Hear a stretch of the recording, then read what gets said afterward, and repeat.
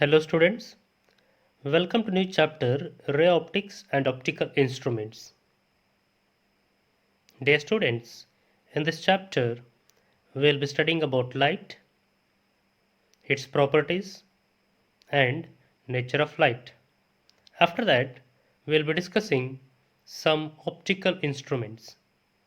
In this lecture, we are going to discuss on introduction, laws of reflection, reflection at spherical mirror and few important terms related to reflection at spherical mirror. Now, let us discuss all these points one by one. Okay, first let us understand what is optics. Optics is the branch of physics which deals with the properties of lights and the nature of light. In other way, the branch of physics which deals with the phenomena concerning light. Light. Already you have studied about light in your high school days. Okay, it makes the sensation of vision. Light is the radiant energy which makes sensation of vision. That is, if light falls on the objects are visible. For example, if light falls on the building, we can see the building. If light falls on the car, we can see the car. If light falls on the person, we can see the person. Okay, by this we can say that it causes sensation of vision. Light is an electromagnetic radiation whose wavelength ranges from 400 nanometer to 700 nanometer. The electromagnetic waves whose wavelength less than 400 nanometer and greater than 700 nanometer will not make the sensation of vision. Okay, if we want to see anything, then the electromagnetic radiation should have the wavelength between 400 nanometer to 700 nanometers. Light travels along straight line at a speed of 3 into 10 to the power of 8 meter per second in vacuum. Okay, this is brief description about light. Optics is broadly classified into two types. One is geometrical optics and other one is wave optics. First we'll see what is geometrical optics. The branch of physics which deals with the ray concept, or the branch of physics which deals with the rectilinear propagation of light is called geometrical optics. Even geometrical optics is called as ray optics. Wave optics. Okay, it is the branch of physics which deals with the wave nature of light. Okay, we will be studying about wave optics in the next chapter. In this chapter, we will be studying only about ray optics. A ray. What is ray? It represents the path travelled by light. The path along which light travels is called a ray. Okay, to represent the path travelled by the light, and that representation is called a ray. It is represented by a straight line with arrow directed towards the direction of light. Okay, this is the representation of path travelled by the light. Beam. Collection of rays is called beam, or a bundle of rays is called a beam. Okay, here we have few rays and these are the collections of rays, and this set of rays is called as a beam. There are three types of beams. First one, parallel beam. Okay, here the rays are parallel to each other, hence they are called as parallel beam. Second one, convergent beam.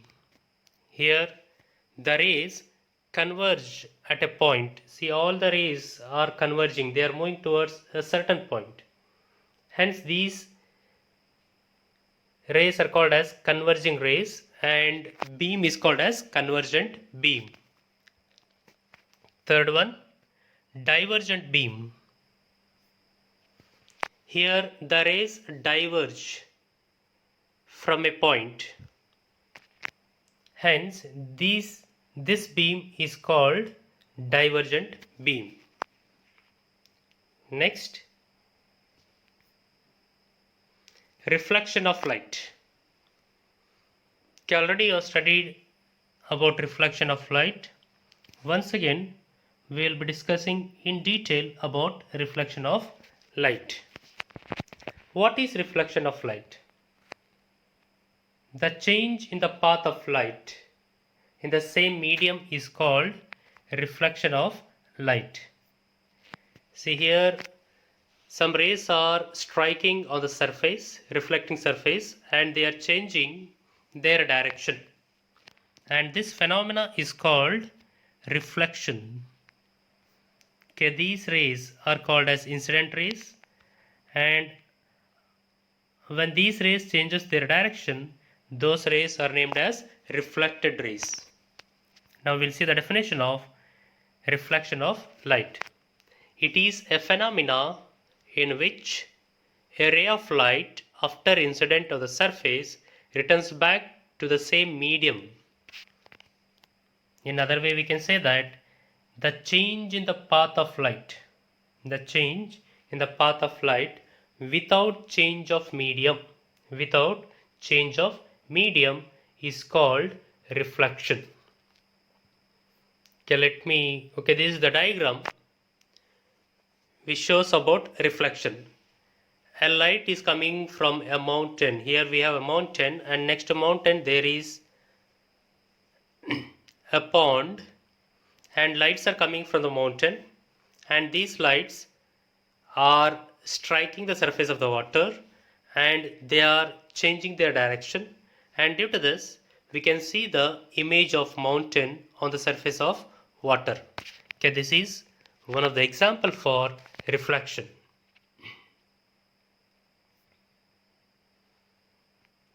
Now a small demonstration for reflection of light.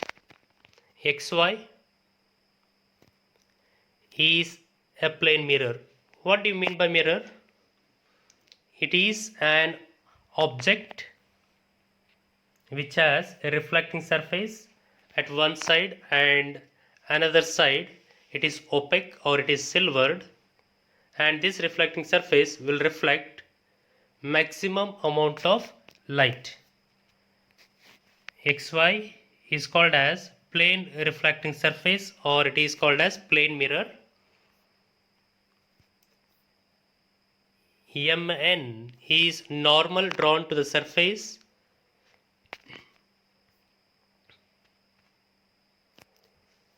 A ray is incident at point Q, and this ray is called as incident ray. PQ is incident ray,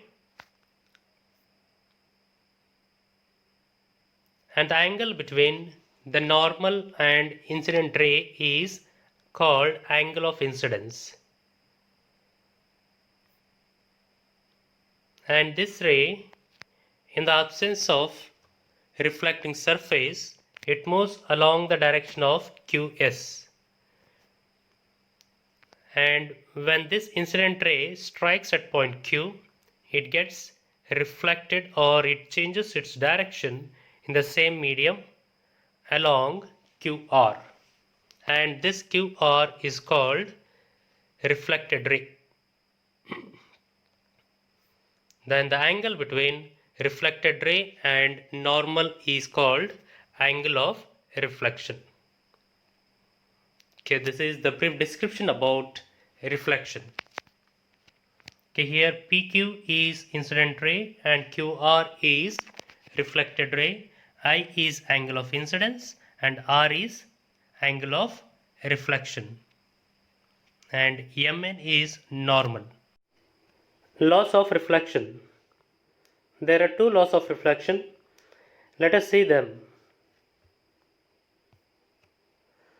First law, the incident ray, reflected ray, and a normal drawn at a point of incidence all lie in the same plane.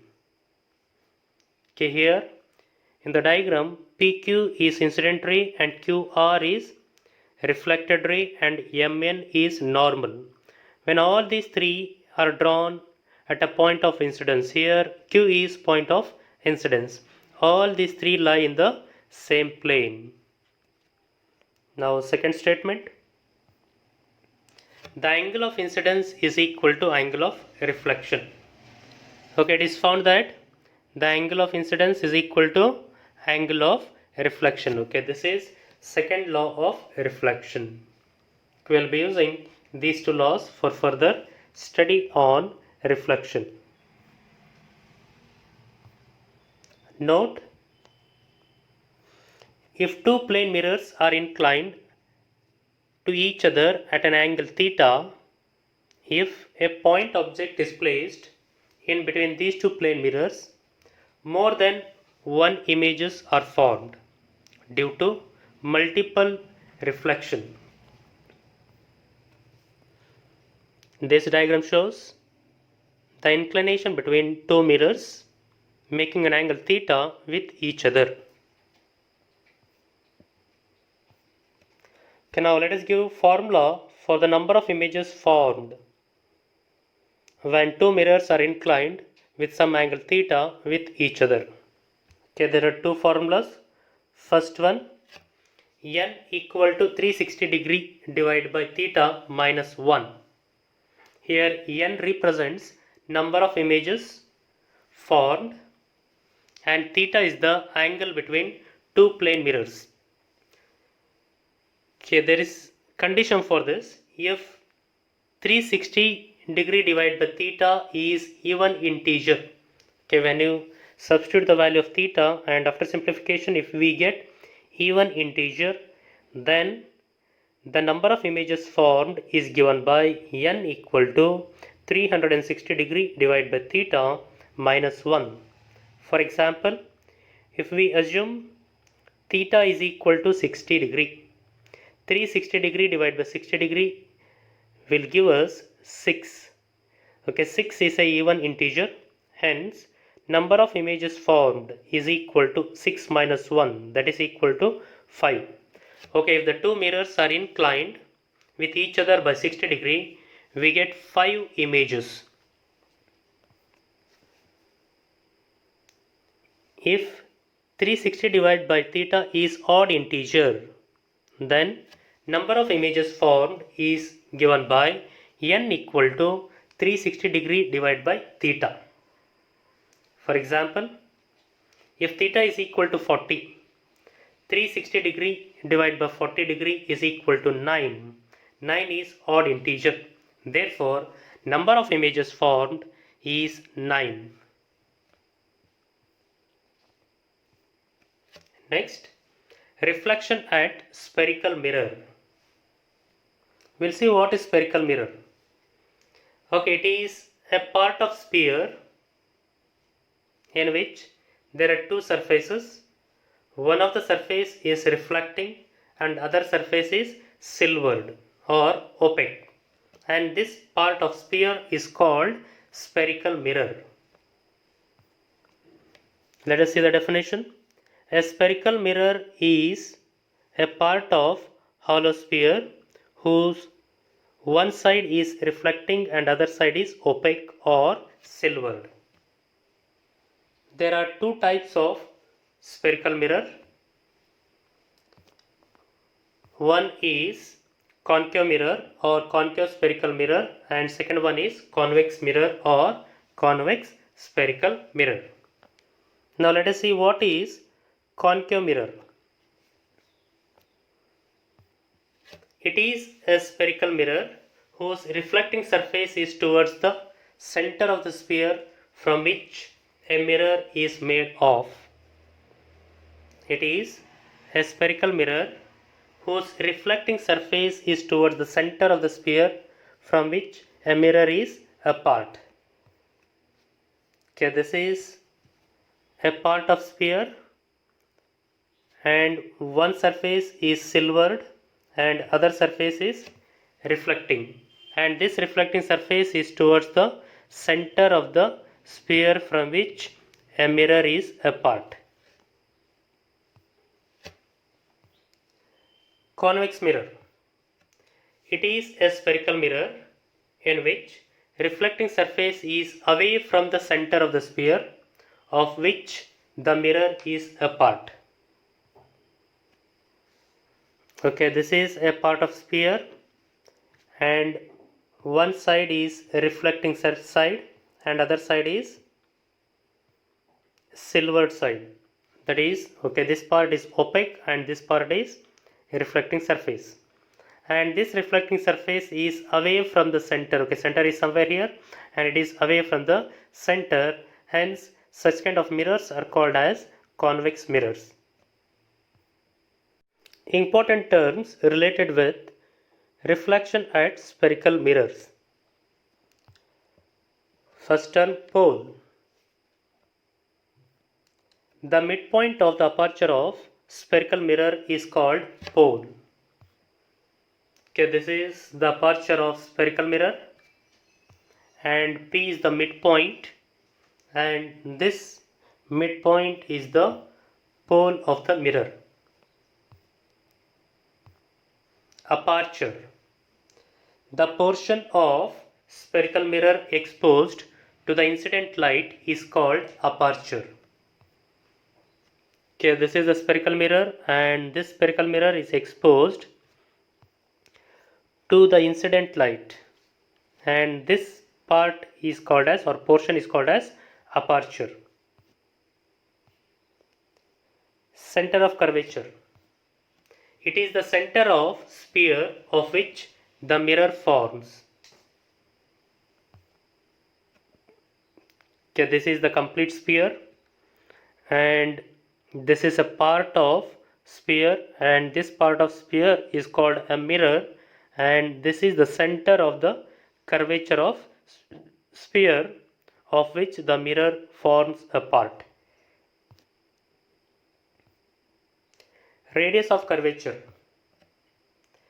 The distance between the pole and the center of the curvature is called radius of curvature. Okay, here the distance between the pole, okay, this is the pole, and center of curvature is called radius of curvature. Principal axis.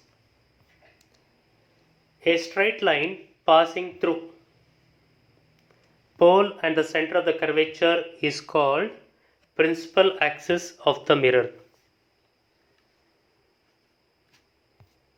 A straight line passing through pole and center of curvature of the mirror is called principal axis of the mirror. Okay, this line is called principal axis. Principal focus. It is the point on the principal axis at which the reflected rays converge. Okay, this is in case of concave mirror, or appears to diverge from a point in case of convex mirror. Okay, it will be clear when you see the diagram. It is the point on the principal axis at which the reflected rays converge or appears to diverge from a point. Okay, we have a convex mirror here and this is the principal axis.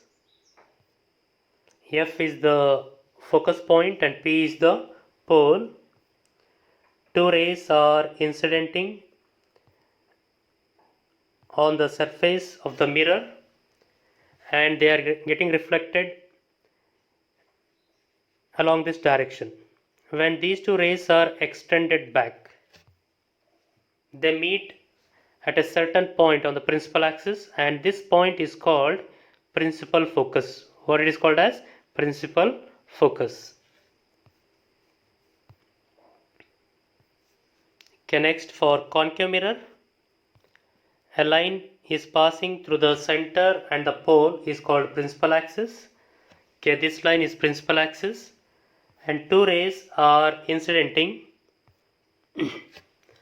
on the aperture of the mirror, and they pass through the focus after reflection.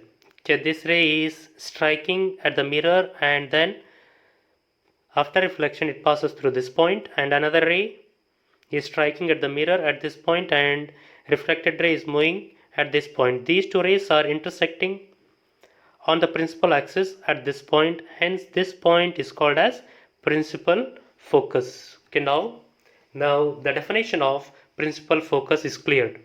It is the point on the principal axis at which reflected rays converge,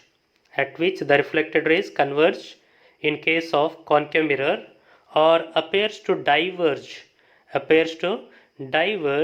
in case of convex mirror.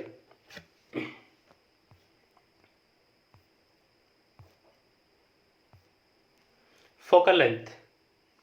The distance between the pole and the principal focus of the mirror is called focal length.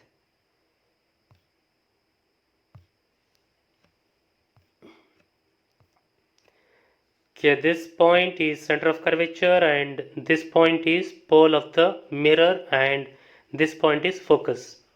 The distance between principal focus and pole of the mirror is called focal length.